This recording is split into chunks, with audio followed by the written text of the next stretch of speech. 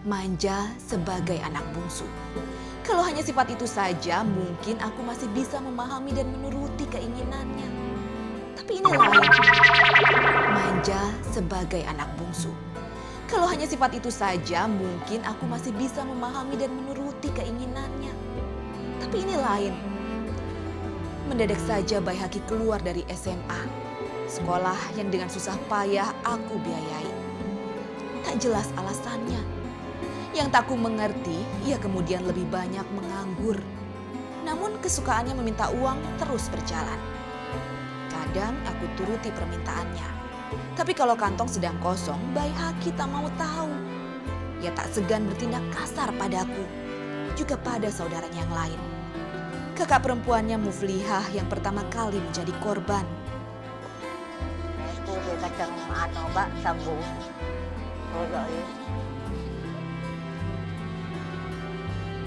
Tandur kaca kacang toto niku Pak jangan di kering dan kulo. Kau tadi desa ko namin. Minta ako na percaya ko na lagi ba talita. Wag sa minta. Siguro siya dilawan yun na sinta. Dilawan pa rekam dan kulo ba mama ito ko mama. Dipetot. Dikakbuan masih boleh. Dipetot baik pas meracang dan kebetulan. Sejak saat itu, Bayi Haki menjadi sosok yang sangat menakutkan. Terhadap ayah tirinya, Bayi Haki lebih tega lagi. Akar masalahnya sama, minta uang. Saat itu aku dan Soali, suami keenamku, memelihara sapi untuk tabungan. Bayi Haki rupanya mengincar sapi itu untuk dijual. Satu hal yang ditentang oleh suamiku. Jangan dulu nak, sapinya lagi bunting. Pak, saya bilang jual nih Pak. Setan telah membuat Bayi Haki gelap mata. Sekuat tenaga ia banting ayah tirinya hingga terkapar tak berdaya. Suamiku rupanya tak ingin memperpanjang masalah. Ia memilih beranjak pergi. Namun kegilaan Bayi Haki belum berhenti sampai di situ. Ia lalu melempar Soali dengan batu. Tepat kena kepalanya. Syukurlah suamiku masih selamat.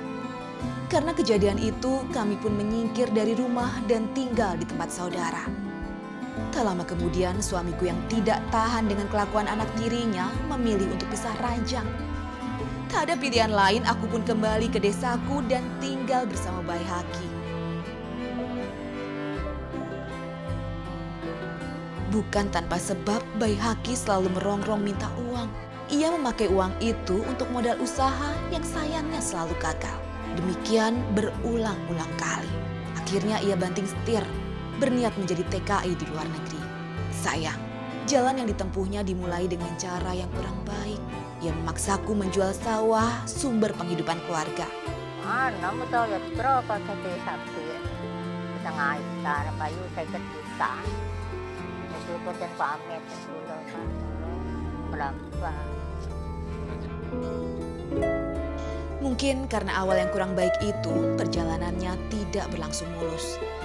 Hanya berbekal uang tanpa dokumen lengkap, ia lewati Sumatera menuju Malaysia.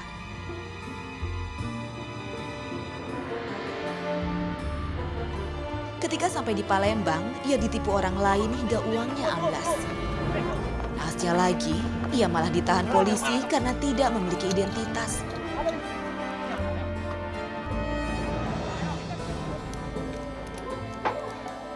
Hampir 3 bulan Bayi Haki meringkuk di tahanan sebelum kakaknya datang untuk membebaskan. Ya, Bayi Haki bebas karena dianggap mengalami hilang ingatan alias gila. Kembali ke rumah, anak bungsuku semakin sering bertingkah aneh. Ia kerap melempari rumah tetangga tanpa alasan. Kebiasaan suka main pukul tak juga hilang hingga meresahkan masyarakat. Tetapi korban yang paling sering tak lain adalah saudara-saudaranya. Juga diriku sendiri. Anehnya Bayi Haki tak pernah menyesal memukuli sanak saudaranya. Ia punya alasan bahwa sasaran amukannya bukanlah manusia, melainkan setan. Setan, nonton gepuk setan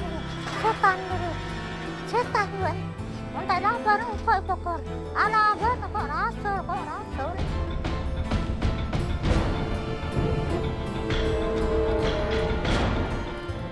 Mungkin di matanya aku bukanlah orang tua yang wajib dihormati. Bayang gelap telah menaungi pandangan matanya, mata lahir dan mata hati. Satu waktu ia bahkan tega mengusirku dari rumah reot tempat ia aku lahirkan. Ya dituntut, Pak. Jangan di sini sampean. Bukan rumahnya sampean, Bapak.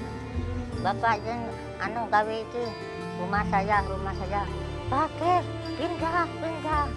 Pengen, Pak. Pindah saya, Pak. Sama cewek aku loh, datang.